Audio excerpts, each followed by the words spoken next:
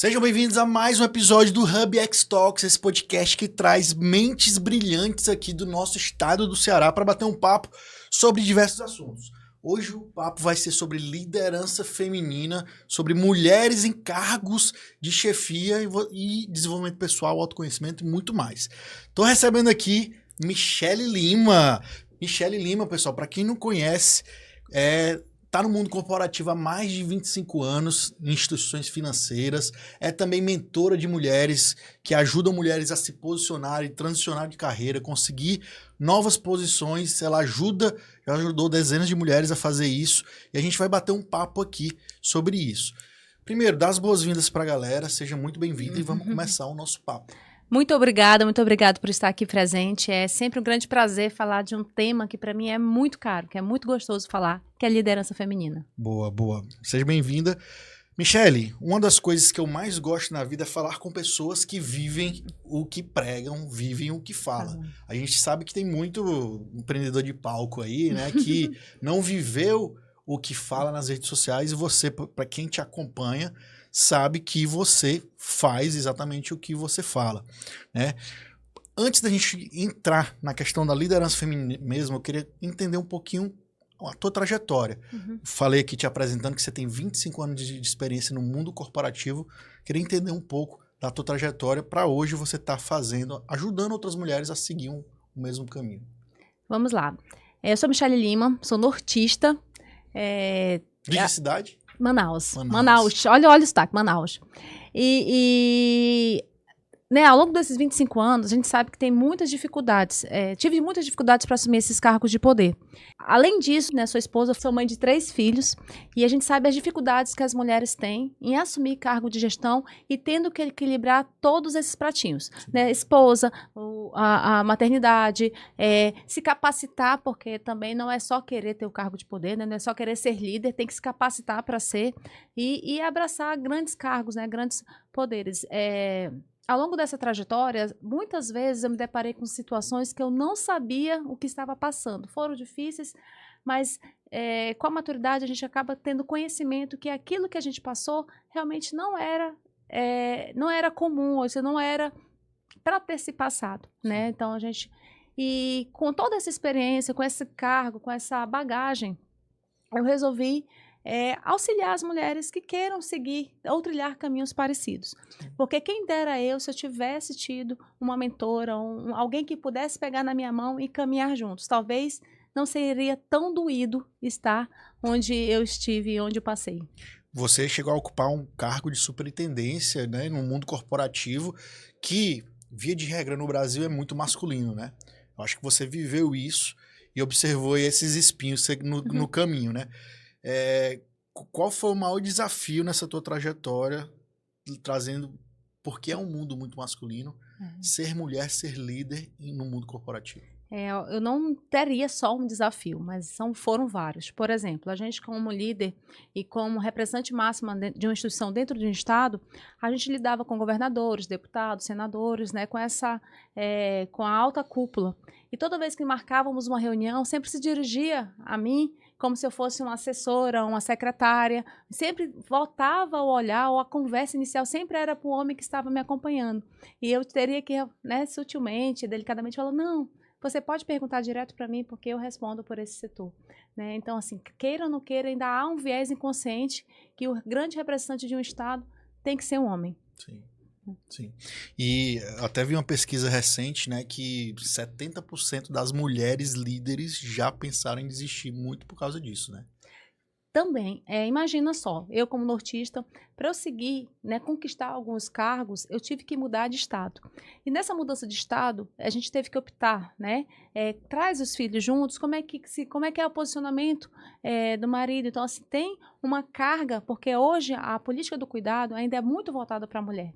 Né? Então, toda vez que eu vou assumir algum cargo, fala assim, com quem você vai deixar seus filhos?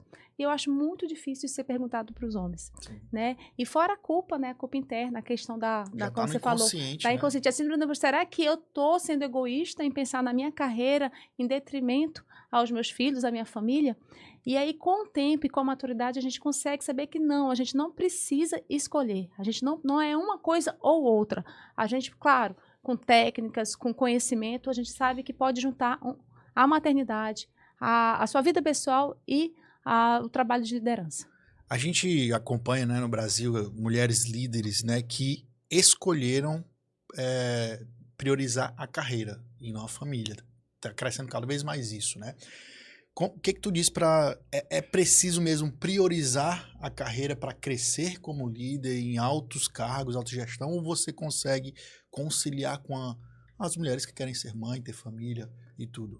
Tem que priorizar a carreira ou dá para priorizar outros? Eu não digo que é fácil, mas que é possível sim conciliar. Nós somos mulheres e somos um ser integral. A gente gosta de estar com a nossa família, a gente gosta de estar com os nossos filhos, mas também a gente gosta de ser brilhante na nossa carreira.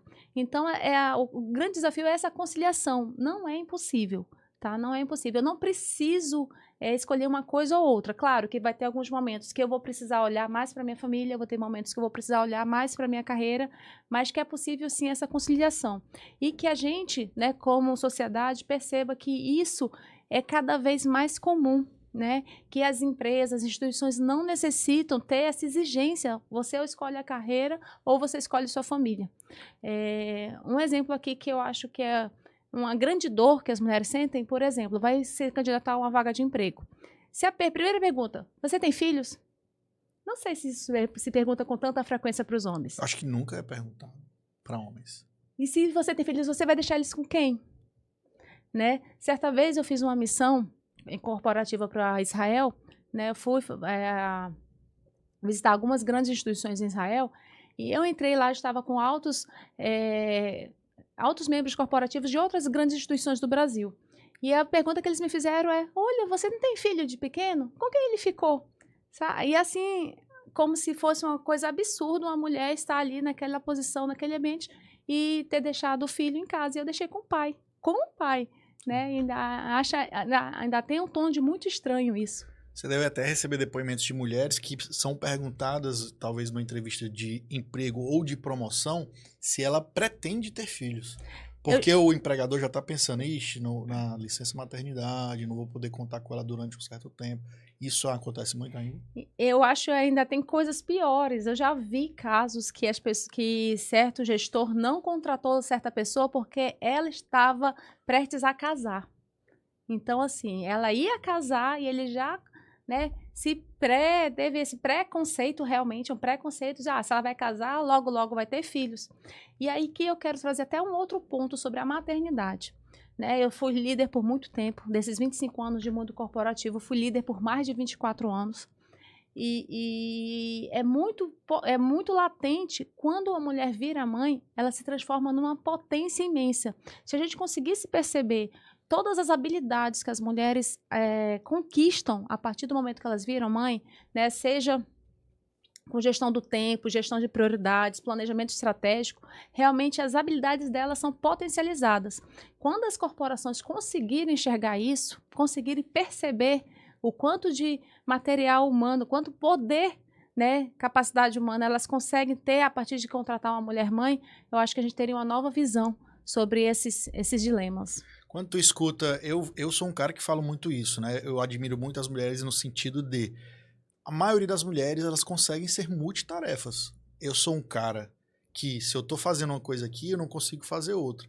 A mulher, ela tá fazendo uma coisa, consegue fazer outra. E isso é uma característica das mulheres ou você acha que é falácia? Não digo que é falácia. Eu acho que a gente precisa ter foco, sim. A gente não consegue realmente fazer diversas coisas ao mesmo tempo com qualidade.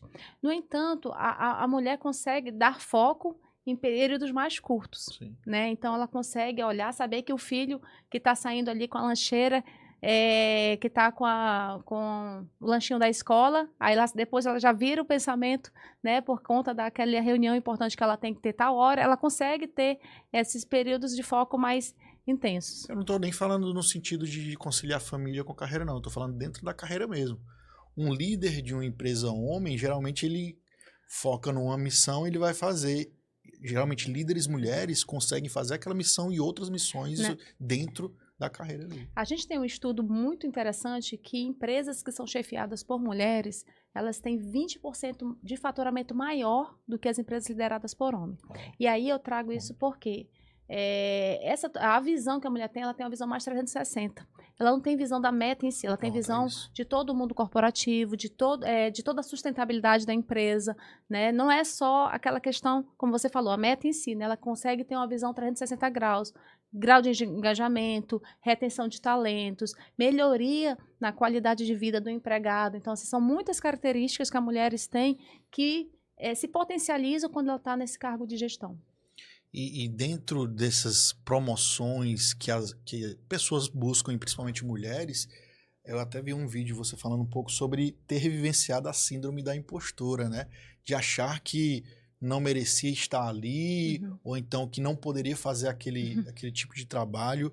Tem muita mulher que sente isso? Nossa, eu acho que todas, pelo menos uma vez na vida, já se sentiu, já teve a síndrome da impostora.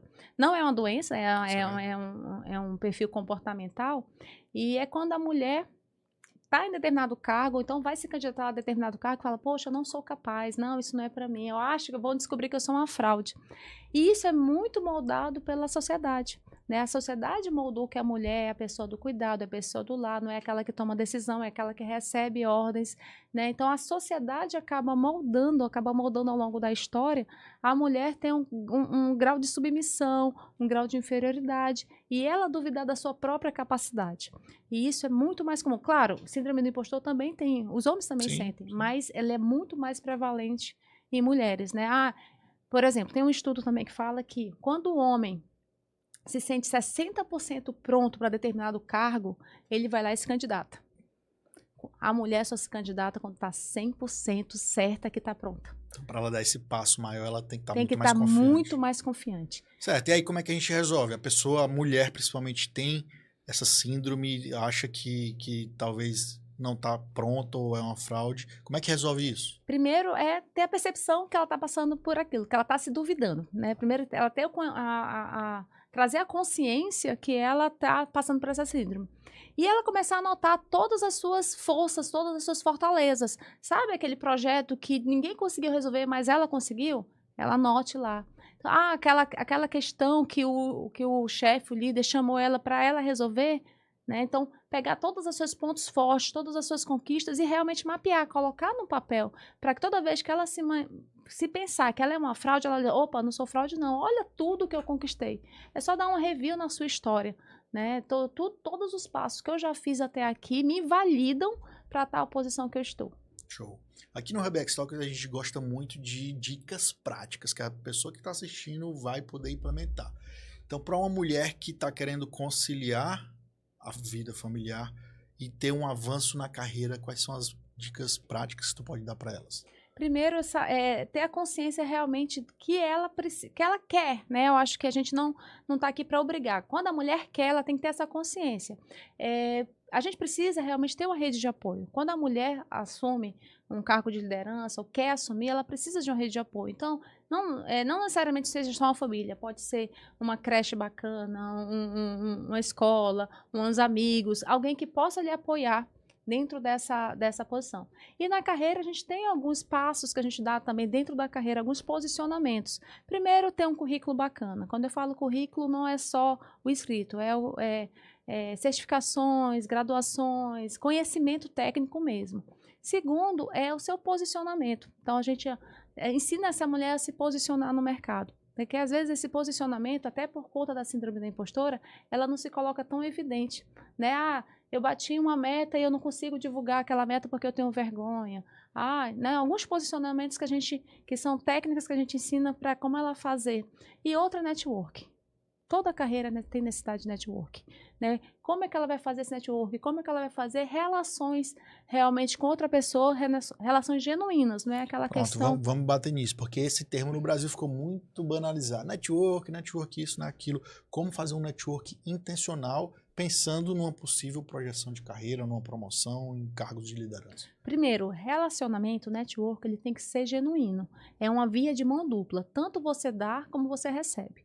E para essa via de mão dupla, você realmente tem que se importar com o outro. Você tem que se importar com as pessoas que realmente, né, que está lá para fazer. O network, quando a gente sabe que ele conquistou o sucesso, é aquela pessoa que fala bem de você quando você não está na sala. Como você vai fazer isso? Né? Essa questão da estratégia. Como você vai fazer que você fale bem de mim quando eu não estiver aqui presente? E essa é a estratégia que você deve usar, né? Para se construir essa cadeia de relacionamentos. E aí, focos, por exemplo, a gente trabalha no mercado financeiro, o que é que dentro do mercado financeiro, aqui no Ceará, por exemplo, que a gente está, tem as mulheres, que tenham mulheres que possam você se relacionar. A gente tem vários grupos de mulheres, temos as Mulheres do Brasil, a gente tem o IBF Mulheres, né? Tem vários que a gente pode se conectar realmente de forma genuína. A gente não pode pensar no network como só tirar vantagem para determinado cargo. Eu acho que isso realmente não condiz com o nosso propósito mesmo. Bom, tu acredita que liderança é algo que se desenvolve ou a pessoa nasce um líder?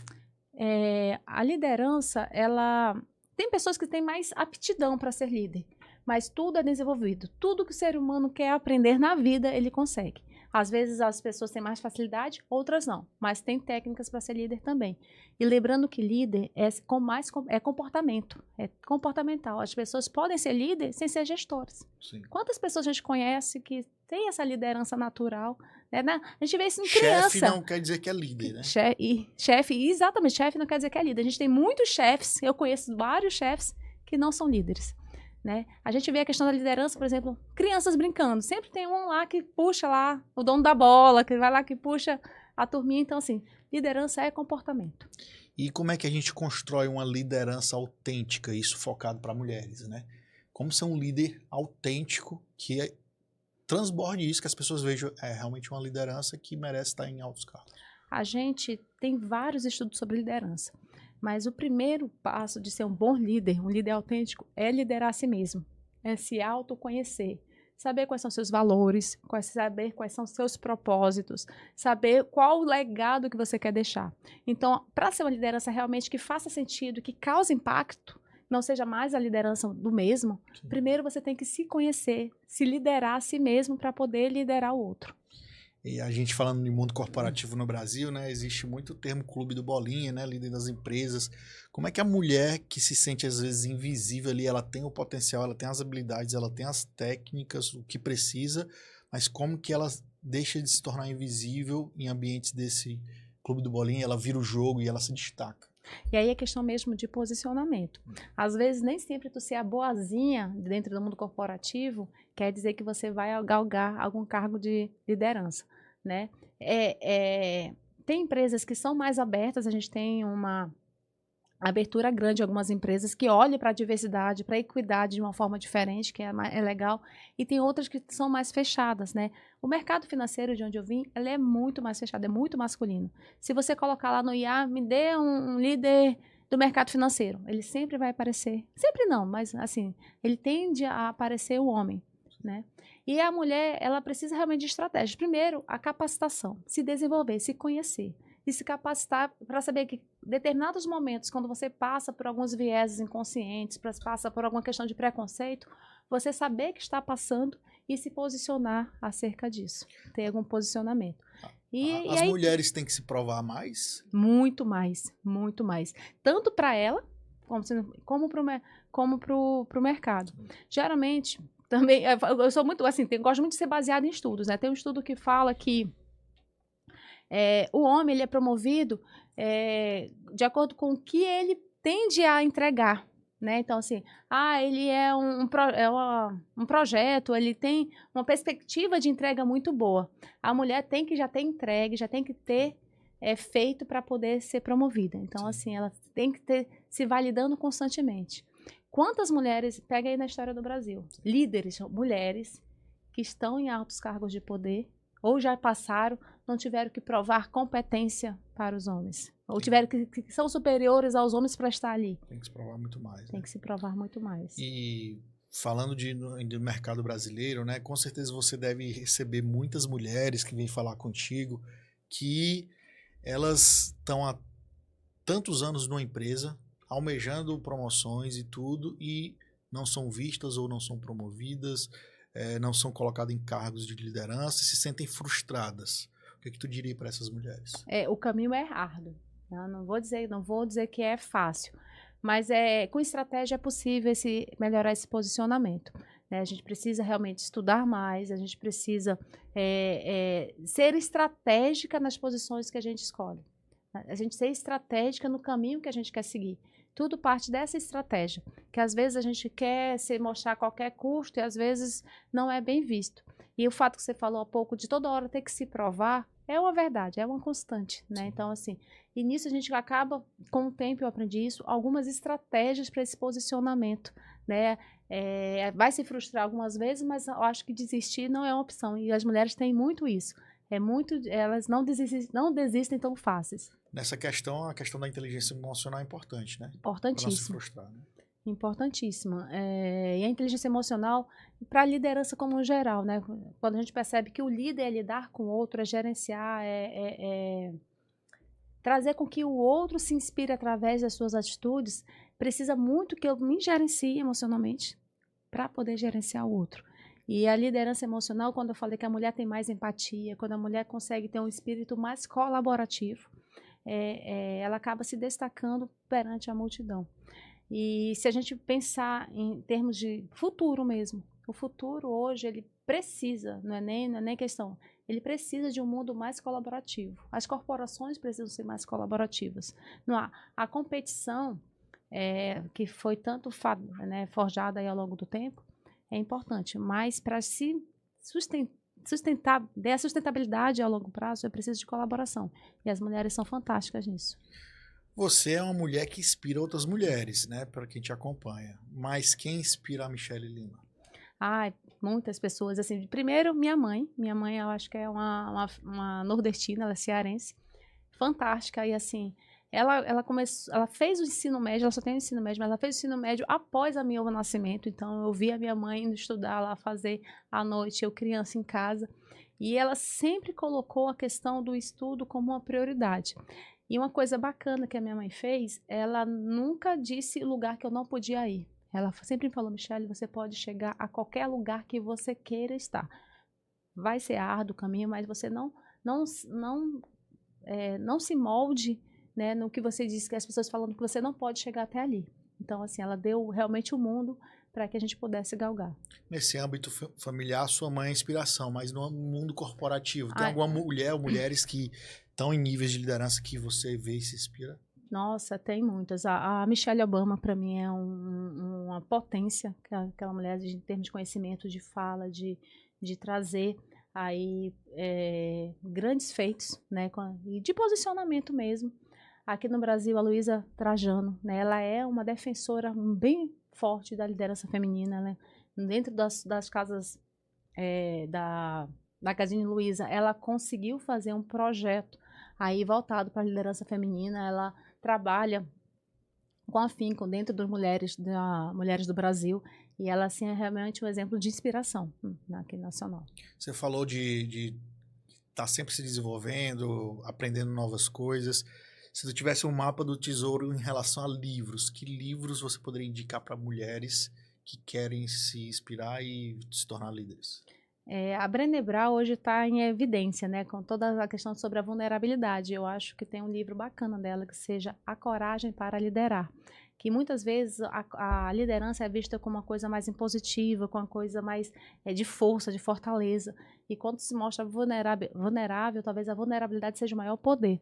Então, A Coragem para Liderar é um da Brené Brown. Faça Acontecer também, que é tipo a Bíblia sobre liderança feminina, é um outro livro que eu gosto bastante. Deixa eu pensar mais algum aqui que eu... Né, tem vários, porque vai dependendo muito do momento agora. Eu estou lendo Sociedade do Cansaço nesse momento, que é tipo alguns tapas na cara, que a gente quer fazer, você falou de multitarefa, a gente quer fazer tudo, e quando vem esse livro e fala assim, opa, peraí, será que você está fazendo tudo isso para satisfazer a quem? É muito interessante. Então, tu acredita em felicidade na carreira ou você tá ali para trabalhar e virar um líder, ganhar mais, para trazer a felicidade para sua família, ou dá para ser feliz na carreira? A gente nasceu para ser feliz, né? Eu acho que quando nós fomos criados para a felicidade. E a felicidade, ela é um sentimento que a gente pode ter raiva, a gente pode ter tristeza, a gente pode ter alegria, mas a felicidade é um estado de contentamento, de bem-estar consigo mesmo. E quando eu estou bem-estar comigo, eu estou em qualquer lugar que eu esteja, seja na minha família, seja no meu trabalho, seja na sociedade. Então, assim, é um trabalho. E é engraçado, quando eu fiz um estudo sobre felicidade, que a felicidade está nas coisas tão simples, estão na palavra de gratidão, estão no ajudar o outro, estão de se apreciar o pequeno. Então, quando a gente realmente sabe o que a gente é feliz, a gente consegue ser feliz em qualquer lugar, principalmente no trabalho. Né? Não é uma dualidade. Eu vou trabalhar, meu Deus, não. A gente consegue ser feliz lá. E mulheres que querem fazer transição de carreira. Não sei se tu também ajuda mulheres nesse sentido.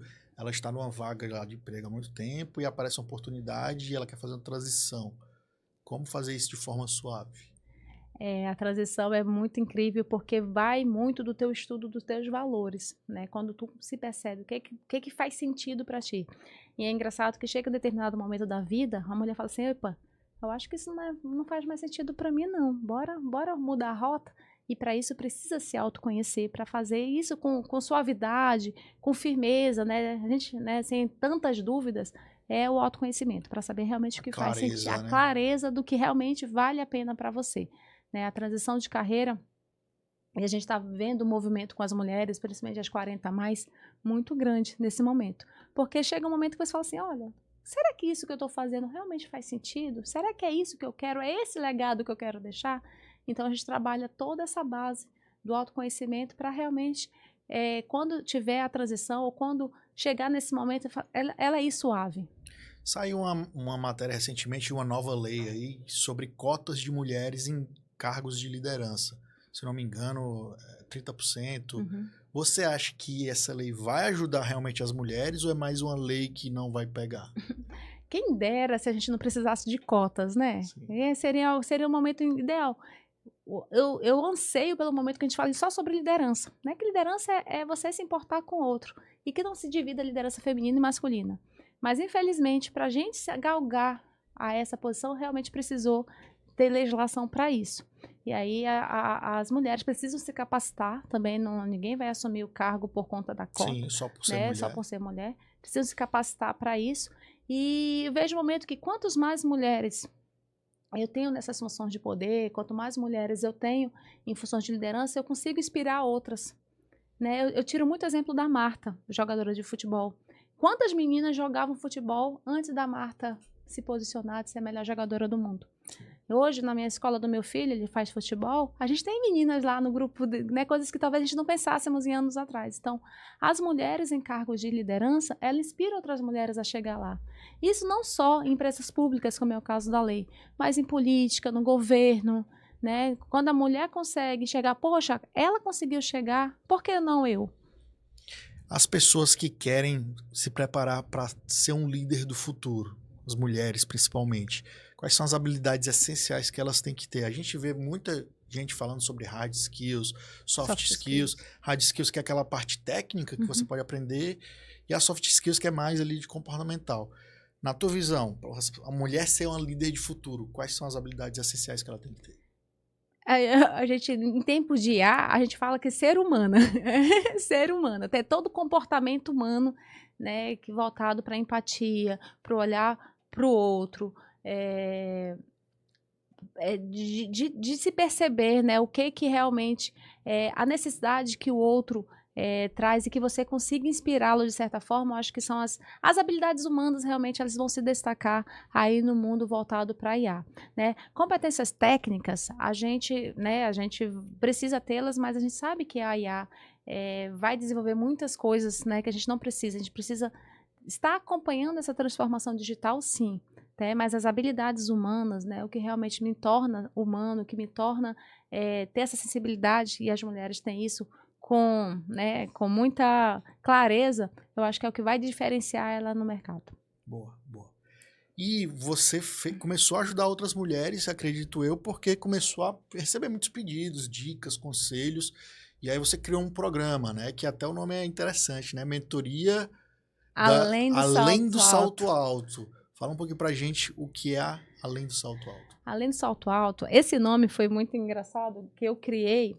Eu tinha assumido um alto cargo de gestão numa empresa, E eu tinha ido para um curso muito famoso chamado Amanaki, é um curso de líderes no Brasil muito famoso, e eu estava lá com pares e pessoas, uns subordinados, fazendo esse treinamento, e eu sentei numa mesa com vários homens, eu era a única mulher da mesa. E eles começaram a conversar entre si e meio que me cortavam, sabe? E eu falei assim, gente, eu estou aqui pela mesma posição que eles. E aí eu fiz um blog. Chamei o blog Além do Salto Alto. Ah, começou com um blog. blog. Lá isso, alguns anos atrás. E acabei passando, colocando lá no papel todas as dificuldades que eu vim passando ao longo da carreira. De ir para uma reunião, não ser dirigida a palavra a mim, né? De ter que terminar uma reunião e dizer, olha, eu não vou poder para essa reunião porque eu tenho um filho, meu filho está doente, e ser questionada por conta de, assim, várias coisinhas, e criei, vários relatos. E quando eu percebi que tinha outras mulheres que estavam passando pelas dores que eu já tinha passado, eu disse, opa, peraí, bora estruturar isso bem bacana, para que a gente consiga que essas mulheres se empoderem e consiga superar esses desafios. E aí a gente criou esse programa. E o foco dele é em liderança. É em liderança, né? É foco para mulheres que queiram galgar cargos de liderança, né? Ou então queiram ter uma clareza melhor sobre sua carreira. Porque, às vezes, a gente fala que... e isso a gente traz muito na mentoria. A gente pensa que sucesso é subir degraus. Ah, eu estou aqui como técnica, vou virar um assistente, viro um gerente. Evolução. E é ter essa evolução. E o conceito de sucesso, ele é muito particular. O que é sucesso para mim, né, não pode ser sucesso para outro. Então, a gente trabalha essa jornada desse encarreiramento buscando o sucesso da cliente, o sucesso daquela mentoriada. E o sucesso é individual, é o que ela considera como sucesso. Eu já tive mentoriadas com altos cargos que ela se percebeu e disse, poxa, eu não sou mais feliz aqui. E ela saiu da função para seguir os seus sonhos. E para ela é um elemento de mais sucesso na vida dela. E, assim, a importância de ter alguém do teu lado que já trilhou o caminho, a importância de ter um mentor, né, para te ajudar a fazer isso. Como tu vê a importância de ter um mentor do teu lado? É interessante a tua pergunta, porque muita gente nem sabe o que o mentor faz, né? Muita gente confunde mentor com coach, mentor com treinamento, né? E o mentor não, o mentor é aquela pessoa que pega na tua mão, já trilhou os caminhos que a pessoa quer trilhar e te orienta para ficar o caminho ser o mais reto, o mais suave, ou então o mais diretivo possível, né? E é interessante que a mentoria sempre é uma via de mão dupla. Ganha você, mentoriado, ganha eu, porque toda hora é uma troca de experiências fantásticas, tá? Nenhuma pós-graduação, nenhum curso, nenhum treinamento vai superar a experiência de alguém que já passou por lá.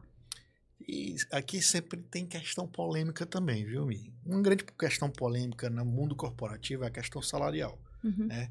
A gente vê pessoas com a mesma capacidade técnica de currículo, homens e mulheres, às vezes recebendo, ou muitas vezes recebendo um valor diferente. Qual a tua visão sobre isso, né? Como é que uma mulher pode fazer a negociação salarial para ela pedir o que ela merece e dando exemplo, né? Agora, recentemente, não sei se tu acompanhou, lá nos Estados Unidos, a Liga de Basquete Feminina, tem a Liga de Basquete Masculina, que os caras recebem milhões e tudo, e tem a Liga de Basquete Feminina, que os salários são, às vezes, 5 vezes menor, até mais, né? Tem a questão comercial, que eu entendo, mas como é que a gente equilibra isso de demanda e procura por equilibrar isso dos dois lados? E aí, a gente fala que faz um trabalho de formiguinha, porque não é uma mudança de empresa, é uma mudança de sociedade. A gente não precisa ir muito longe. A seleção brasileira de futebol está aí, a gente vê os salários, né, a discrepância salarial, isso é muito triste. E olha que mulheres... Hoje, no Brasil, elas são a maioria que se forma em ensino superior, são a maioria que tem mestrado em nível... Então, assim, em termos estatísticos, elas são mais capazes, né, em termos de educação e realmente recebem pelo menos 70%, o salário de 70% do que os homens recebem. Isso é lastimável. O que a gente pode fazer é questão de sociedade. É questão de conscientização minha, sua, da sociedade, das empresas, das corporações, e é um passo que está sendo galgado step by step. Para você ter ideia, para se conseguir um equilíbrio, uma equidade nisso, vai se levar do jeito que está hoje em torno de 150 anos. Nossa. Mas assim, ó, ainda querendo ser advogado do diabo aqui, dentro de corporações e empresas, eu concordo que mulheres e homens que têm a mesma competência e currículo têm que receber a mesma coisa. Agora, na questão do futebol, é muito pelo público. Se aquele produto vende mais, tem mais patrocínio, tem muito dinheiro, aí você vai me dizer se é uma lógica errada ou não. Tem mais patrocínio, tem mais dinheiro e são pagos de forma melhor. Os homens no basquete, no futebol. Nessa lógica de ser um produto, eu até concordo, mas não nas carreiras. Como é que tu vê isso? Bora ser... Fala de futebol, que eu adoro futebol Tá. também. Eu jogo futsal. Bora pegar a loja do futsal. Sabe quando que as mulheres foram autorizadas a jogar futsal? Futebol? Sim. 1979. 79. Antes disso, mulheres eram proibidas, por lei, eram proibidas de jogar futebol. Então, eu tenho um histórico de sociedade, isso é Brasil, tá? Sim. Histórico de sociedade que eu enfatizo os homens a jogar futebol e as mulheres não. Então, acaba gerando melhores talentos por ter mais volume. Eu não digo talentos, mas assim, a partir de quando você, que já gosta de futebol, conseguiu ver seleções femininas? É de um tempo pra cá, bora colocar 10 anos. Então, assim, tem o futebol aí há mais de 100 anos. Sim. Então, por isso que é importante a gente ter representatividade. Eu só vou conseguir mudar um cenário se eu tiver representatividade, né? Então, pegando esse gancho do futebol. Se eu tenho aí menos de 50 anos, né? 79 pra cá, é o quê? Nem vai fazer 30 anos, 50 anos agora em 2025, 29. Tem menos de 50 anos que as mulheres foram autorizadas a jogar. E daí da autorização, eu começar a trabalhar, começar a ter alguém que eu me inspire, né? Aí você vê que é questão de sociedade mesmo. Sim. Então, assim, e aí se reflete pegando esse exemplo, se reflete em todas as outras coisas. Vou conseguir mudar quando eu tiver mais mulheres jogando futebol. Tá. Ainda dentro da negociação salarial, como é que uma mulher levanta isso para sua chefia, na sua empresa, sem ter que levantar bandeiras ou tudo? Como é que ela faz isso de forma não ser, ou ela tem que confrontar mesmo levantando bandeira? Porque depende da confrontação, porque aí tem que ser estratégia até nisso, né? Dependendo do cenário, trazer tudo que ela agrega para aquela instituição, né? Trazer todas as suas características, tudo que ela traz de valor, colocar realmente, se dar o valor dentro daquela instituição e estar disposta, que aí talvez seja o nosso grande peso, de estar disposta caso não esteja, né, caso não tenha negociação, ela procurar áreas, outros áreas que ela seja aceita pela sua competência. Sim. Então, assim, é sempre uma briga, né, é sempre né, uma situação bem até triste, sim, né, digamos assim, mas ela primeiro se posicionar, e ela só consegue se posicionar quando ela se conhece, quando ela se conhece só do seu valor, né, porque enquanto ela não conhecer seu valor, ela vai aceitar o que vier. Mi, como é que um líder consegue desenvolver a sua marca pessoal para ele aumentar o valor? Por exemplo, você está aqui com a gente, está muito bem vestida, né, com a maquiagem toda bonitona, que isso acaba para o homem também, tá bem vestido, isso também ajuda na marca pessoal, tom de voz, conhecimento. Como é que um líder constrói uma marca pessoal de sucesso? Aí é posicionamento estratégico, né? A gente tem várias ferramentas de posicionamento. Eu gosto muito do LinkedIn. O LinkedIn, corporativamente, é um local que você pode se posicionar estrategicamente, inclusive fazer conexões estratégicas, participar de causas que realmente causam impacto na sociedade, né? Coisas que realmente você vai deixar um legado, você querer fazer o bem para outra, querer deixar um legado para o outro. Eu acho que ter realmente esse propósito, né? Ter bem claro o teu propósito. Você só cria uma marca quando o teu propósito é bem claro. E a questão de vestimenta, assim, a sociedade ainda é muito visual, né? Ela é muito social. A forma de você se vestir, a forma de você se posicionar. E, além de tudo, é saber muito, muito claro o legado que você quer deixar. Foi o que eu falei, o que você quer que falem de você quando você não estiver na sala. E isso é construído. Uma liderança tem que saber falar bem em público ou não é tão necessário? Ela precisa falar bem em público, só que isso é treinável também, né? O principal ferramenta do líder é a comunicação. O líder que não se comunica, ele não é líder de fato, né? A gente tem, no mundo corporativo, a gente tem vários problemas por realmente atritos de comunicação. E a comunicação, ela claro, tem pessoas que têm dom natural, mas ela é treinável. Sim. é treinável e, assim, tem aquele estudo, né, que o maior medo do ser humano não é nem morrer, é falar em público, né? Então, quando você aprende a se comunicar melhor, você vai ser escutado com mais frequência nas reuniões, as pessoas vão parar para te ouvir. Então, essa é um quesito que quem quer galgar outros patamares tem precisa treinar. Show. Claro, tem pessoas realmente que questões internas mesmo, eu não vou conseguir falar para uma multidão de 2.000, 3.000 pessoas, mas quem talvez você consiga já começar a se posicionar para 2, 3, e é treino, né? Quanto mais treino você tem, mais você se destaca. E dentro desses teus programas de mentoria, né, do Além do Salto Alto, acho que também tem o mapa de impacto, quais são os pilares principais desses programas que você conseguiria pensar aqui para formar uma boa líder? Primeiro, ele é todo baseado em autoconhecimento. Né? Então, a gente faz testes, a gente faz assessments, a gente traz, vê os valores para, a partir desse autoconhecimento, eu traçar uma rota. Eu traçar para onde eu quero chegar, para justamente daquilo que a gente falou sobre liderança autêntica, para eu construir o meu modelo de liderança.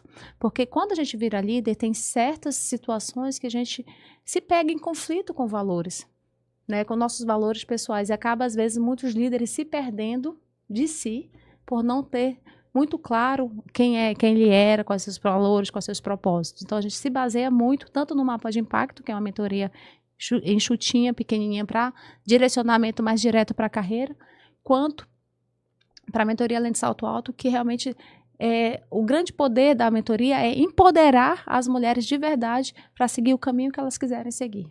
E eu acabei vendo no Instagram, tu acabou criando o Me Ajuda, né? Que talvez vai até virar podcast, né? O que a maioria das... O que tu abre uma caixinha de perguntas no Instagram, quais são as perguntas mais frequentes que chegam para ti? O Me Ajuda, ele foi os projetos que a gente vai tendo aí paralelo que acabam virando sucesso.